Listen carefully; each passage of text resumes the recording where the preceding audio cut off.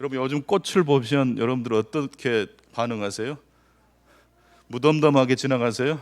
막 탄성을 지르시죠? 여러분 옆에 계신 분이요 어떤 분이냐면요 위대한 분들이에요. 늙고 병들고 사라질 존재가 아니라 영생과 부활을 하실 분들이에요. 여러분 옆에 계신 분 안에 누가 계시기 때문일까요? 예수님이 계세요. 자, 그래서 이제 인사를 할 때 그냥 하지 마시고 이렇게 하십시다. 그냥 반갑다 그러면 안 됩니다. 꽃을 보고 탄성을 지르듯이 엄청나게 반갑습니다.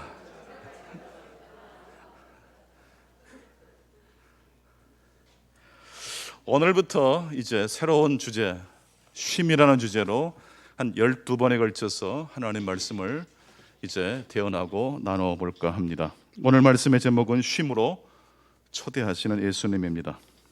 우리나라 가전제품이 세계 1위를 하는 가전제품이 꽤 많습니다. TV, 냉장고, 또 스마트폰 세계 몇 등이라고요? 1등입니다. 또 세탁기도 있네요. 그런데 우리나라가 이렇게 세탁기나 TV나 냉장고를 이렇게 아주 잘 만들어서 세계 1등 가전제품을 만드는 건 사실인데요. 정말로 좋은 제품을 만들면 거기에서 끝나는 게 아니더라고요. 우리나라가 왜 TV 판매, 세탁기 판매가 1등이냐면 워낙 좋은 제품을 만들기도 했지만 이것이 첨가되었기 때문이라고 합니다.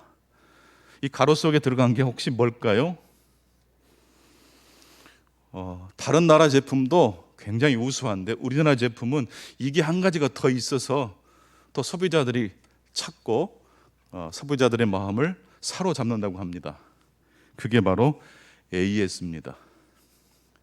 물건을 잘 팔고 끝나는 게 아니라 물건을 구입한 소비자가 계속 그 물건을 잘 활용할 수 있도록 애프터 서비스를 잘 해줍니다. 든든하죠. 혹시라도 고장이 나더라도 AS가 잘 되기 때문입니다. 완제품만큼 중요한 게 AS입니다. 하나님께서 6일 동안 천지 만물을 창조하신 다음에 7번째 되는 날 쉬셨다고 하셨습니다. 여러분 창조의 완성은 언제 이루어질까요? 7째 되는 날에 완성이 됩니다. 첫날부터 6째 날까지 천지 만물을 다 창조하셨어요. 그리고 보시기에 심히 좋았다라고 말씀하셨습니다. 그리고 끝하지 않으시고 오늘 구약의 창세기 2장 1절로 3절 말씀을 보니까 창조 사역의 완성이 언제 이루어진다고 말씀하고 있습니까? 7째 날입니다. 7째 날에 하나님께서 뭘 하셨습니까? 사실 아무것도 안 하셨어요. 아무것도 하지 말라고 하신 날이 바로 7째 날이에요. 근데 그 6일 동안의 창조 사역과 더불어서 7째 되는 날 하나님이 안식하시고 그 날을 거룩하게 하신 그 날이 포함돼서 7일이 되는 겁니다. 성경에서 7이라는 숫자는 완전수입니다. 7에서 하나가 빠지면 6입니다. 그래서 계시록에 짐승의 숫자가 몇으로 666으로 그러니까 절대적 존재가 될 수 없다는 의미, 한계가 있다는 것을 6번이나 언급하고 있는 것입니다. 창조의 완성은 7째 날에 드디어 완성되고 있습니다. 창세기 2장 2절입니다. 하나님이 그가 하시던 일을 7째 날에 마치시니 7째 되는 날에 드디어 창조의 사역을 마치셨다, 완성하셨다라는 말씀입니다. 일을 열심히 하는 사람이 일을 통해서 성공을 했습니다. 근데 그 사람이 성공한 그 열매를 다른 사람과 나누지도 못해요. 자기 자신에게도 쓸 줄도 몰라요. 그 사람의 성공을 뭐라고 말할 수 있을까요? 절반의 성공밖에 안 됩니다. 근데 어떤 사람은 열심히 수고하고 열매를 거둔 다음에 뭐 할 줄 알아요? 쉴 줄 알아요. 놀 줄 알아요. 즐거워할 줄 알아요. 감사할 줄 알아요. 나눌 줄 알아요. 그런 사람들은 성공한 사람을 넘어서서 존경받는 사람이 될 것입니다. 하나님이 왜 7째 날에 쉬셨을까요? 6일 동안 창조하시느라고 너무 힘드셔서 지치셔서 쉬셨을까요? 그 쉬신 목적은 내가 쉬니 너희들도 쉬어라 라는 의미입니다. 하나님보다 더 바쁘게 사시겠습니까? 하나님보다 여러분 더 열심히 사시겠습니까? 하나님이 말씀하신 대로 이 세계를 설계하시고 디자인하신 대로 살아가시기를 원하시는 분들만 아멘 해보시겠습니다. 그래서 일곱째 날은 사실 아무것도 안 하는 날이 아니라 일곱째 날을 하나님이 창조하신 겁니다. 쉼을 창조하신 겁니다. 안식을 창조하신 것입니다. 첫 번째로 오늘 하나님이 우리에게 주신 메시지는 무엇입니까? 쉼을 창조하신 하나님. 근데 이 일곱째 날을 성경에 보니까 거룩한 날로 말씀하고 계십니다. 창세기에서 이 카도시, 거룩이라는 단어가 여기 한 군데만 나옵니다. 일곱째 날은 거룩한 날입니다. 일하는 시간만큼 중요한 시간이 바로 어떤 시간입니까? 쉬는 시간입니다. 여러분, 단순히 일하다가 지쳤기 때문에 쉬는 게 아니에요.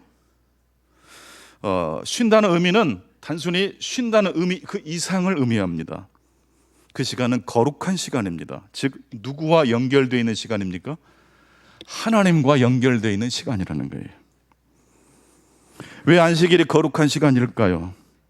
안식일은 갈갈이 찢어진 우리의 삶을 수선하고 단순히 시간을 낭비하는 시간이 아니라 집중력을 다시 회복하는 시간이기 때문입니다. 인간의 존엄성을 상실한 그러한 노동은 모든 불행의 원인이 되고 맙니다. 여러분, 모든 악보에는 쉼표가 있습니다. 쉼표가 없는 악보 큰일 납니다. 트럼펫 같은 그 관악기를 쉼표 없이 계속 연주하라고 하면 그 연주자가 어떻게 되겠습니까? 그대로 나가 떨어질 거예요. 우리 성가대 찬양 언젠가 다시 하게 될 텐데 쉼표 없이 계속 부르라고 하면 어떻게 되겠어요? 쉼표가 없는 악보는 이 세상에 없습니다. 왜 그럴까요? 바로 이것이 창조의 질서이기 때문에 그렇습니다. 관악기가 중간중간 쉬지 않고 계속 연주하는 것은 대단히 어렵습니다. 아니요, 불가능합니다. 현악기는 어떨까요? 현악기는 계속 할 수 있잖아요. 바이올린도 쉬는 시간이 있을까요, 없을까요? 있어요. 언제요? 연주회가 다 끝나면 팽팽한 그 활쉬를 어떻게 하든가요? 풀어놔야 돼요. 쉬는 시간을 줘야 돼요. 귀찮아서 이 팽팽해진 이 줄을 그대로 놔두면 어떻게 됩니까? 바이올린은 이게 휘어져 버립니다. 못 쓴 악기가 되어버립니다. 쉼이란, 즉 하나님이 창조하신 이 쉼이란 하나님에 대한 순종이고 하나님에 대한 신뢰를 의미합니다. 하나님을 사랑하십니까? 하나님을 영원토록 사랑하기를 원하십니까? 그럼 증거를 보여주세요. 그럴 때 우리는 무엇으로 내가 하나님을 신뢰한다는 걸 보여줄 수 있습니까? 쉼을 통해서. 일곱째 날은 단순히 아무것도 하지 않는 날이 아닙니다. 일곱째 날에는 평온, 고요, 평화, 쉼이 창조되는 시간입니다. 출애굽기 35장 3절을 같이 한번 읽어보겠습니다. 시작. 안식일에는 너희의 모든 처소에서 불도 피우지 말지니라. 안식일에는 불도 피우면 안 돼요. 근데 유대인들은요, 이 말씀, 이 구절을 단순히 문자적 해석을 넘어서서 그 의미의 해석까지 접근을 해서 이것을 이렇게 주석하고 주의합니다. 단순히 밥을 짓는, 국을 데피는 불을 피우지 않는 정도가 아니라 왜 성경에서 하나님께서 안식일에는 불을 피우지 말라고 했을까? 불에도 여러 가지 종류가 있잖아요. 그래서 유대인들은 논쟁의 불도 지펴서는 안 된다라고 이 말씀 구절을 확대 적용하고 있습니다. 여러분, 안식일 날 논쟁하지 마십시오. 옳고 정당한 나의 견해가 있더라도 이날만큼은 뭐 하자? 잠시 내려놓고 멈추자라는 것입니다. 안식일에는 노동을 하지 말라고 해서 그렇다면 아무것도 하지 말라는 의미일까요? 그것이 아닙니다. 유대인들도 안식일 날 책을 읽어요, 읽지 않아요? 읽어요. 주중에 읽는 과학책, 수학책, 경영서적은 읽지 않아요. 대신 영적으로 내 삶을 일깨울 수 있고 풍성하게 해줄 수 있는 성경책, 경건서적을 읽는 거예요. 단순히 문자적으로 아무것도 안 하는 날이 아니라 내 삶을 온전하게 다시 회복시켜줄 영혼의 책은 가까이 하라는 말씀입니다. 성공한 사람도 실패한 사람도 본연의 자신의 모습을 회복하는 이 복에 참여하는 날이 안식일입니다. 여러분, 근심과 걱정이 혹시 있으셨는지 모르겠습니다. 오늘 예배 나오시기 전에. 그러나 그 근심과 걱정을 잠시 멈추실 수 있기를 축원합니다. 안식일 날 유대인들이 환자를 방문할 때 환자를 방문해서 꼭 이렇게 말을 해준다고 합니다. 오늘은 안식일입니다. 절대로 아프다고 불평하지 마십시오. 곧 낫게 될 것입니다. 같이 한번 화면을 보면서 읽어보실까요? 오늘은 안식일입니다. 불평해서는 안 됩니다. 곧 낫게 될 것입니다. 이게 단순히 멈추라는 의미를 넘어서서 이게 어떤 의미로 우리의 가슴에 파고드는 말씀일까요? 정말 하나님이 기적을 베푸셔서 그 병으로부터 고쳐주신다는 말씀도 포함되어 있겠지만 그 병이 치료가 안 될 병일 수도 있어요, 없어요? 있어요. 그러면 일주일 내내 그 근심과 걱정으로 병에 시달리다가 안식일이 왔어요. 그날도 인상 쓰고 내 병과 질병에 대해서 무거운 짐을 계속 지고 있게 되면 어떻게 되겠습니까? 성공한 사람이 안식일 날은 자신의 성공을 자랑할 필요가 있어요, 없어요? 없어요. 실패한 사람이 안식일에 들어와서는 자신의 실패가 진짜 자신의 모습으로 생각하지 않는 거예요. 환자일지라도 질병이 있다 할지라도 안식일만큼은 내가 환자이기 전에 어떤 사람이라는 사실을 생각하자는 겁니까? 하나님의 피조물, 하나님의 형상대로 지음받은 백성, 하나님의 사랑받는 자녀라는 사실을 기억하실 수 있기를 축원합니다. 오늘 근심과 걱정과 염려를 가지고 이 자리에 오셨다 할지라도 이 시간만큼은 잠시 내가 병든 사람, 늙고 두려움에 처해 있는다는 사실을 잠시 내려놓기를 바랍니다. 불을 피우지 마세요. 논쟁의 불도 잠시 멈추시고 걱정과 근심과 두려움의 불도 잠시 꺼두실 수 있기를 축원합니다. 안식일은 건강한 사람뿐만 아니라 아프고 병든 사람, 슬픔에 잠긴 사람도 잠시 멈춰야 합니다. 안식일은 모든 수고와 필요를 잠시 멈춰야 합니다. 심지어 하나님을 섬기는 행위도, 하나님을 섬길 때도 피곤하게 섬기면 될까요? 되지 않을까요? 하지 말라는 거예요. 하나님을 섬기는 거룩한 일도 육체의 피곤이 밀려올 정도로 하면 이건 하나님이 기뻐하지 않으세요. 우리의 형편과 처지를 잠시 멈추실 수 있기를 바랍니다. 그래서 안식일은 불평을 멈추고 찬양으로 하나님을 만나는 시간입니다. 심지어 간구하는 것도 멈추래요. 그죠? 무엇을 통해서 하나님을 만나요? 찬양하는 것을 통해서 하나님을 만나게 되시기를 바랍니다. 신자의 삶이란 하나님의 나라를 향해 순례의 길을 걸어가고 있는 사람입니다. 구체적으로 하나님의 나라를 순례한다는 의미가 뭘까요? 우리는 일주일마다 무슨 날을 맞이합니까? 주일을 맞이하잖아요. 근데 이 주일이 주님이 부활하신 날일 뿐만 아니라 우리에게 뭘로 다가오는 시간이에요? 안식일로 다가오는 시간이에요. 유대인들처럼 금요일 해질 때부터 토요일 해질 때까지 그 날만 거룩하다는 게 아니고 모든 날이 다 하나님의 창조하신 날이지만 우리 그리스도인들은 그 중에서도 어떤 날을 중심으로 하나님을 예배합니까? 주님이 부활하신 주일을 중심으로 하나님을 예배하잖아요. 그러면 나머지 월요일부터 토요일까지는 내 마음대로 살아도 되는 날입니까? 아니죠. 하나님의 은혜를 힘입어 내가 어떤 존재인지를 회복한 다음에 이제 예배를 마치고 세상을 향해 나갈 때는 근심과 걱정이 우리를 사로잡는 것이 아니고 하나님의 말씀이, 하나님의 은혜가 우리의 중심을 지키고 보호해 주실 줄로 믿습니다. 그래서 내가 환자라는 사실을 잊어버려요. 내가 실패한 사람도 잊어버려요. 그리고 본질적으로 내가 하나님의 사랑받는 사람이라는 사실이 부각되기 시작합니다. 어떻게 하면 우리는 사람의 지배, 사물의 지배에서부터 벗어날 수 있을까요? 그러려면 불을 피우지 말아라. 부정적 접근보다, 여러분 죄 짓지 말라고 한다고 해서 죄가 안 지어집니까? 우리는 먼저 부정적 접근을 통해서 무엇이 잘못된 것인지를 알 뿐만 아니라 보다 적극적으로 무엇을 하는 하나님의 말씀에 귀를 기울여야 됩니다.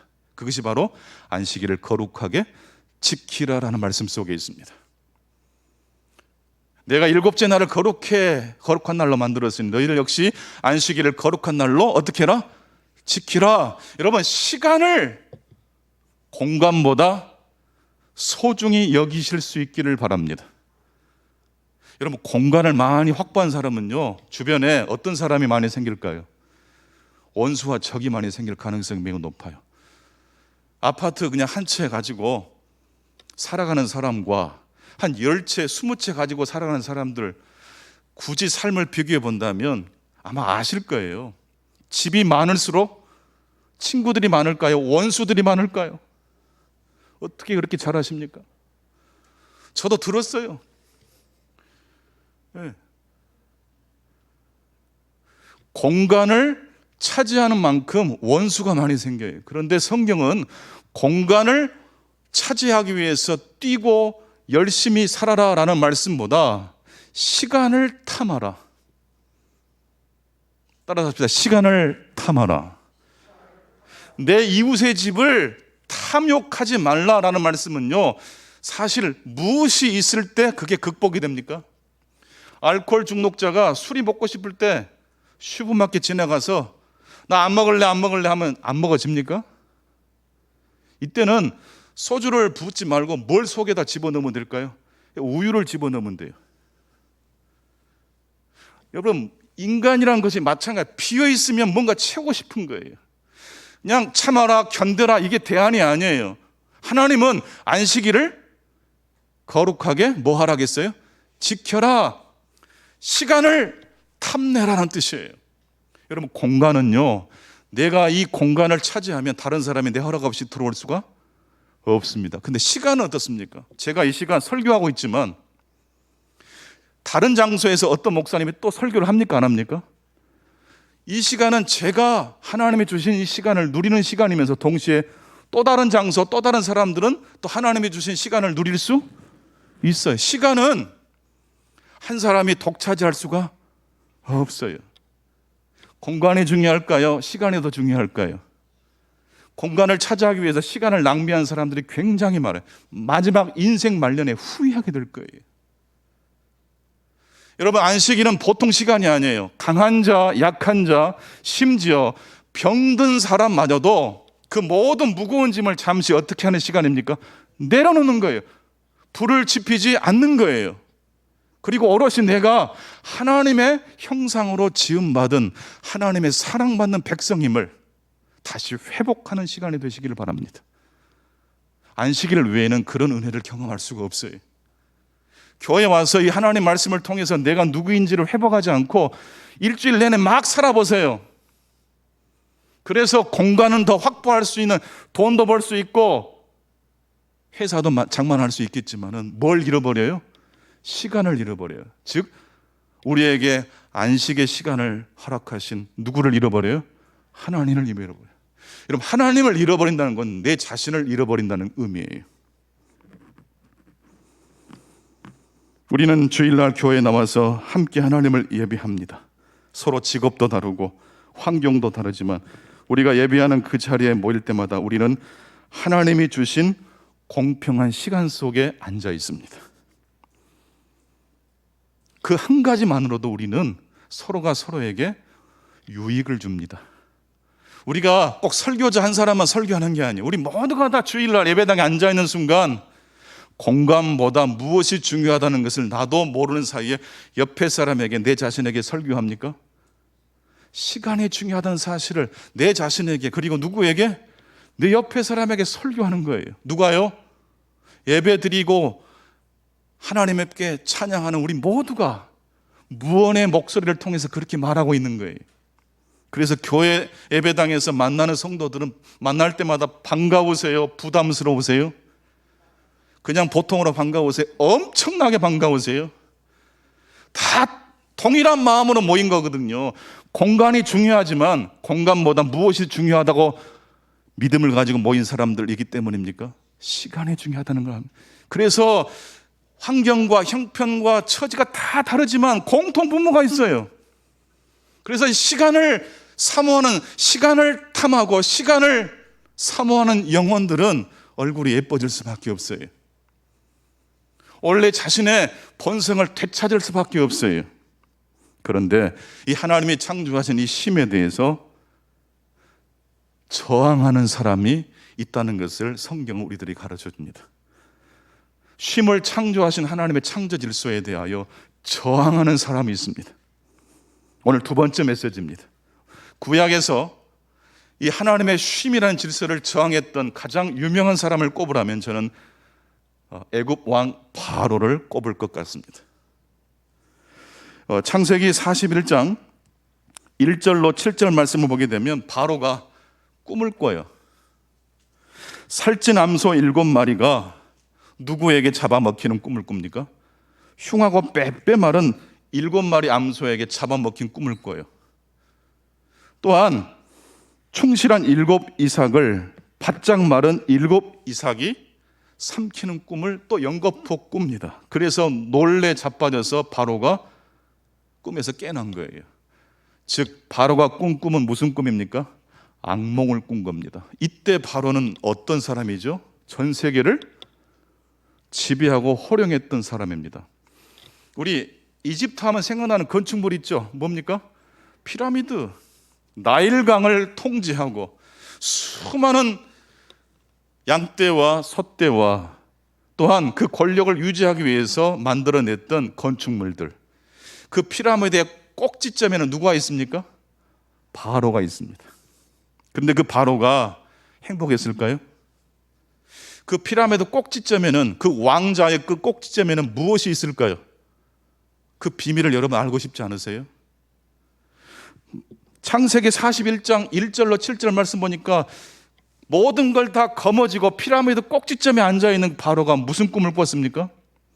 악몽을 꿨어요. 흉년이 다가와서 내가 나일강을 통제해서 농사를 잘 짓고 지금까지 잘 통제했는데 어느 날 갑자기 나일강이 범람해서, 어느 날 갑자기 자연재해가 찾아와서 나의 왕으로서의 통제권이 상실되게 되면 난 어떡하지? 세계에서 가장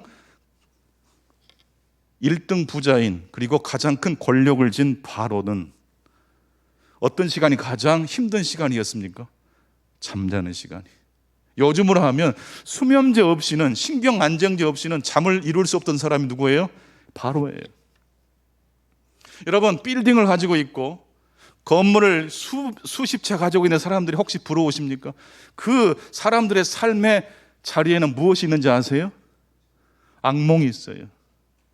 두려움이 있어요. 염려가 있어요. 여러분, 뺏길 것이 별로 없는 사람은요, 어디든지 가서 누워도 잠을 잘 자요. 잃을 것이 없는 사람은요, 그냥 자요. 근데 잃을 것이 많은 사람은 늘 두려운 거예요. 그렇다고 해서 전부 다 버려버리고 주님을 따르라, 그런 말씀 아닙니다. 비록 우리가 이 시간과 공간 속에 하나님의 주신 것들을 관리하고 있는 청지기로서 내가 관리자일 뿐이지 진정한 주인은 누구시다? 하나님이시라는 사실을 잘 이해가 되지 않더라도 담대하게 고백하고 선포하실 수 있기를 축원합니다. 자꾸 그걸 습관적으로 훈련하다 보면 진짜 내 마음과 내 입술이 딱 맞아 떨어지는 순간이 와요. 그렇지. 공간보다 시간이 더 중요하지. 내 것이 아니라 사실 하나님이 맡겨주신 것이지, 나는 청지기일 뿐이지. 바로는 성을 짓고 피라미드를 건축했습니다. 나일강을 통제하고 절대 권력의 정점에 있었던 사람입니다. 하지만 그는 밤마다 무엇을 꿈꿨습니까? 악몽을 꿈꿨습니다. 그 악몽을 이제 요셉을 통해서 잘 해몽하고, 그래서 흉년을 대비해서 큰 창고를 짓게 되고, 기근이 닥쳤을 때 그 위기를 바로가 잘 넘겼습니다. 여러분, 그래서 바로가 행복했을까요? 저는 성경을 그냥 읽지 않고 그 뒷이야기를 자꾸 상상하는 버릇이 있어요. 바로가 그 뒤에 공간을 탐욕하는 일을 멈추고 시간을 탐하는 사람으로 회심했던 이야기가 성경에 있습니까? 없습니까? 없어요. 그러면 더 큰 성을 짓고 더 큰 피라미드를 계속 짓는 거예요. 그러기 위해 수많은 사람들을 노예로 삼아야 됩니다. 그 사람들을 관리하고 통제하려면 어마어마한 사람들을 또 사람으로 부려야 됩니다. 여러분, 바로 왕의 누렸던 권력을 여러분 부럽게 여기시겠습니까? 지금 내가 살고 있는 것이 제일 행복하다고 생각하시겠습니까? 한번 고백하십시다. 내가 바로보다 행복한 사람입니다. 바로의 정책은 농민들을 이제 국가의 노예로 삼는, 기근 때에 창고를 개방해서 식량을 판매하면서 얼마나 이익을 남겼는지 가축을 팔고 곡식을 사더니 나중에는 전담을 다 팔아서 곡식을 샀던 것이었습니다. 그러니까 창세기 47장 13절 이하의 말씀을 보게 되면 애굽 사람들이, 농민이었던 사람들이 다 뭐가 됩니까? 다 노예가 돼요. 브레이크가 없는 자동차는 가장 위험하듯이 탐욕이라는 이 자동차가 브레이크가 없어요. 언제 이 바로의 욕망은 멈추게 될까요? 언제 바로는 악몽을 꾸지 않고 편안한 잠을 잘까요? 성경은 바로가 회심했던 이야기를 전해주지 않고 있습니다. 다시 한번 고백해 보시겠습니다. 내가 바로보다 100배, 1000배 단잠을 자는 사람입니다. 두려움과 염려가 만든 건축물이 바로 피라미드입니다. 두려움과 공포와 악몽이 더 많은 사람들을 노예로 삼았습니다. 내가 꼭지점 위에 나 혼자서 올라가려고 하는 순간 우리는 독재자가 되는 것입니다. 하나님을 등지게 된다는 말씀입니다. 바로의 이야기가 주는 교훈은 두 가지입니다. 공간을 탐하는 자의 삶은 반드시 무엇을 드러내고 맙니까? 한계를 드러냅니다. 악몽을 꿉니다. 두 번째로, 바로의 이야기의 비밀을 우리 성도 여러분 이제 잘 아셨습니까? 그러니까요, 더 많은 걸 쟁취하고 성취하면 행복해진다는 거짓말을 믿으시겠습니까? 믿지 않으시겠습니까? 네, 믿지 않게 되기를 바랍니다. 바로의 이야기는 바로의 한계를 이야기하면서 동시에 바로의 이야기는 우리들에게 그 너머의 이야기로 우리를 초대하고 안내합니다. 그래서 오늘 세 번째 말씀은 우리의 삶을 쉼으로 초대하시는 예수님의 이야기로 이제 결론으로 나아가 보겠습니다. 마태복음 11장 28절로 30절 말씀을 보니까 우리 예수님께서 이렇게 말씀하십니다. 수고하고 무거운 짐지하느라 다 내게로 오라. 내가 너희를 쉬게 하리라. 예수님이 초대하신, 초청하신 사람은 어떤 사람입니까? 능력자입니까?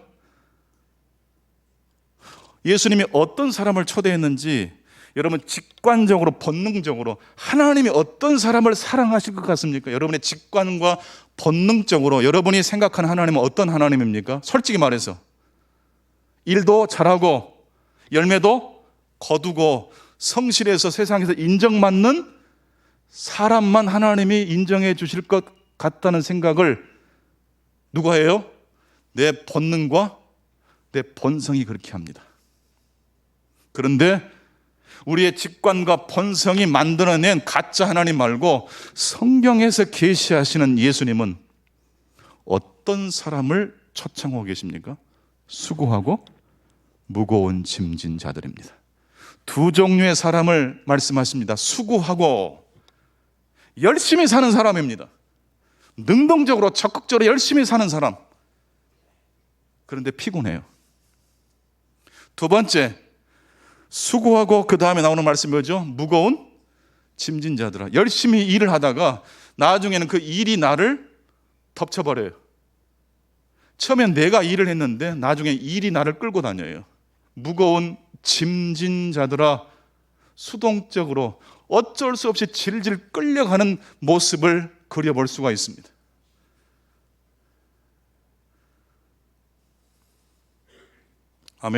아메리카 인디언 이야기 중에 그런 이야기가 있더라고요. 양파를 팔려고 한 인디언 할머니가 시장에 나와 계시는데 그걸 보고 한 백인이 양파 한 망을 한꺼번에 구매하겠다고 얼마냐고 물어봤더니 할머니가 화를 내더래요. 한꺼번에 못 판다고. 왜 그러시냐고. 이게 빨리 팔고 집에 가시면 좋지 않냐고 그랬더니 이거 보시라고. 나는 이 시장에 양파를 팔기 위해서 온 게 아니라고. 여기 오면 내가 그렇게 만나고 싶었던 사람들, 친구들이 지나가고 같이 이야기를 나누고 꽃도 보고 바람도 느낄 수 있는데 5분 만에 이거 양파를 다 팔고 집에 돌아가면 나는 재미가 없다. 나는 한 개씩 두 개씩 다 안 팔려도 좋으니 이 시장에서 있는 것이 좋다. 수고하고 무거운 짐진 자들아, 다 내게로 오라. 십자가의 피라미드의 꼭지점에는 어마어마한 엄청난 행복이 있을 것으로 생각했던 그런 사람들을 향해서 우리 예수님이 초대하시는 거예요. 거기 아무것도 없어. 바로가 꾼 꿈은 어떤 꿈이었어요? 악몽이었어요. 두려움과 염려가 그의 인생을 지배했어요. 부러워하지 마라. 수고하고 무거운 짐진 자들아, 다 내게로 오라. 7번째 날이 없이 사랑하는 사람들에게 하나님은 초대하고 계십니다. 7번째 날이 없이 아무리 열정적으로 일을 해도 그의 삶은 두려움의 엄습을 받을 겁니다. 지치고 힘든 인생을 언제부터 내가 이렇게 살려고 했던 건 아닌데 어느 순간 보니까 내가 끌려다니고 있는 걸 발견했어요. 스스로 힘으로는 여기에 탈출할 수가 없어요. 이때 내 밖에 계신 분이 나를 향하여 손을 내미시는 겁니다. 그분이 바로 예수 그리스도이십니다. 왜 예수님은 수고하고 무거운 짐진 자들을 초대하실까요? 여러분, 신앙은요, 거래가 아니라 선물이기 때문에 그렇습니다. 근데 본능적으로 우리는요, 이 세상적 가치관이 우리 속에 들어와 있기 때문에 그래도 예수를 잘 믿는 사람, 누가 봐도 좀 사람들 앞에 평가를 받을 수 있는 사람에게 하나님이 그래도 점수를 더 많이 주실 거라는 생각을 합니까, 안 합니까? 나도 모르게 해요. 그러나 여러분, 성경 말씀을 여러분의 본능을 잠시 내려놓고 성경의 계시의 말씀을 낯설게 천천히 읽어보십시다. 예수님이 초대하시는 사람은 수고하고 무거운 짐진 자들입니다. 조건 없이, 관계없이 우리의 예상과 기대를 뛰어넘어 언제나 우리를 찾아오시는 하나님 앞에 그분이 내미시는 손에 손을 내밀고 싶으신 분만 아멘해 보시기를 축원합니다. 그렇습니다. 그럴 때 우리의 삶이 병들고 지치고 찢겨져 있다 할지라도 다시 하나님이 만져주심으로 우리의 영혼이 다시 수선되게 될 줄로 믿습니다. 비틀거릴지라도 낙심이 나를 지배하는 게 아니고 하나님의 은총이 우리를 지배하게 되기 때문입니다. 오늘부터 시작되는 이 쉼 시리즈 설교를 통해서 세상의 가치관과 하나님의 말씀 사이에 벌어지는 전쟁, 그리고 그 전쟁 속에서 우리를 기어이 찾아오셔서 우리를 발견하시고 우리에게 손을 내미시는 그 주님을 우리 역시 믿음과 온 마음을 다하여 그 손을 붙잡고 주님과 함께 동행하시는 그 결단과 새로운 삶의 스타트가 시작되실 수 있는 귀한 계기가 되시기를 간절히 축복합니다.